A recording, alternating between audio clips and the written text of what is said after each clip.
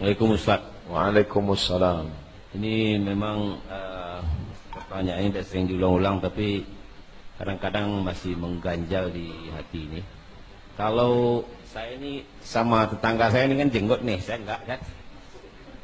Kalau ada kadang-kadang di satu masjid, kita kalau sholat berjamaah, ditengok aja dari kaki kita tuh sampai ke kepala kita. Kalau nggak berjenggot kita, atau celana kita ini agak panjang sih. Ada juga yang kadang gulung-gulung celana tuh. Jadi kita kadang-kadang risih kita, Ustaz. Nah, ini mohon, memang ini pertanyaannya berulang-ulang, cuman pingin sharing supaya sama-sama kita dengar. Assalamualaikum warahmatullahi wabarakatuh. Waalaikumsalam warahmatullahi wabarakatuh. Di Madinah itu tidak semuanya orang Islam. Orang Yahudi ada 3. Yahudi Bani Nadir, Yahudi Bani Quraidah, Yahudi Bani Qainuqa. Di situ juga banyak orang Majusi yang berdagang. Karena Madinah itu dekat dari Syam. Negeri Syam itu Suriah, Lebanon, Palestina, Yordania. Jadi dia kota lintas. Maka untuk membedakan antara Islam dengan Yahudi, Islam dengan Majusi, perlu ada identitas. Kata Nabi, khaliful Yahud, bedakan diri kamu dengan orang Yahudi. Orang Yahudi rambutnya putih. Bagaimana? Maka catlah rambut kamu. Cat. Itu makanya rambut orang Islam itu dicat pakai hinai, pirang. Siapa yang pirang? Itu Islam. Membedakan diri dengan Yahudi. Khaliful Yahud, bedakan diri kamu dengan Yahudi. Yahudi itu kumisnya panjang, jenggotnya panjang. Membedakan Yahudi dengan Islam, qassus syarib wa'ful liha. Potonglah kumis, biarkan jenggot. Hadisnya sahih. Qassus syarib, potong kumis, wa'ful liha, panjangkan, biarkan jenggot panjang. Abdullah bin Umar jenggotnya itu qabdah itu baru potong. Amar perintah di situ apakah mengandung makna wajib?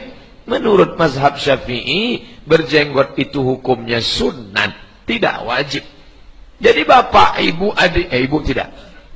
Bapak, adik-adik remaja, ini berjenggot, bagus. Jangan potong. Yang sudah berjenggot, bagus. Tapi ketika mengatakan jenggot itu wajib, di situ masalah. Karena kalau wajib lawannya haram. Tapi kalau dia sunat, tidak masalah. Sunat yang berjenggot bagus. Tapi ketika dikatakan berjenggot itu wajib, maka orang yang tidak berjenggot itu haram.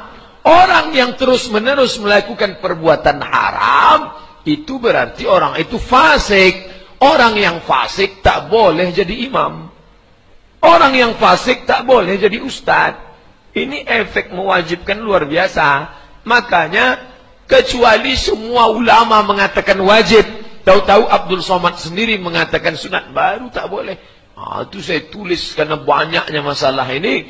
Saya tulis pendapat ulama, hukum berjenggot itu sunat, tidak wajib. Sunat. Yang sudah berjenggot, bagus. Yang selama ini ragu-ragu mau berjenggot, bagus. Ustadz kenapa tak berjenggot? Nah, kan ujungnya ke situ. Ustadz kenapa tak berjenggot? Jenggot saya ini sampai kemari. Dia ini tidak. Kalau ini kan ganteng berjenggot. Saya ini kalau tumbuh macam tusuk sate. Takut bapak menengok saya. Maka lebih banyak mudaratnya daripada manfaatnya. Maka saya cukur. Itu tentang masalah jenggot. Adapun masalah kaki celana.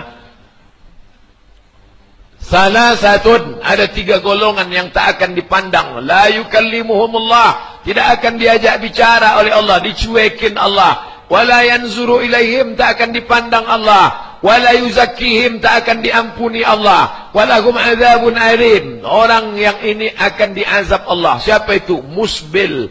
Orang yang memanjangkan jubah, memanjangkan kaki celana, memanjangkan kain lewat mata kaki. Musbil. Itu hadisnya. Hadisnya hanya menyebut musbil. Musbil izarahu. Ma asfalal ka'baini finnar. Semua yang di bawah mata kaki neraka.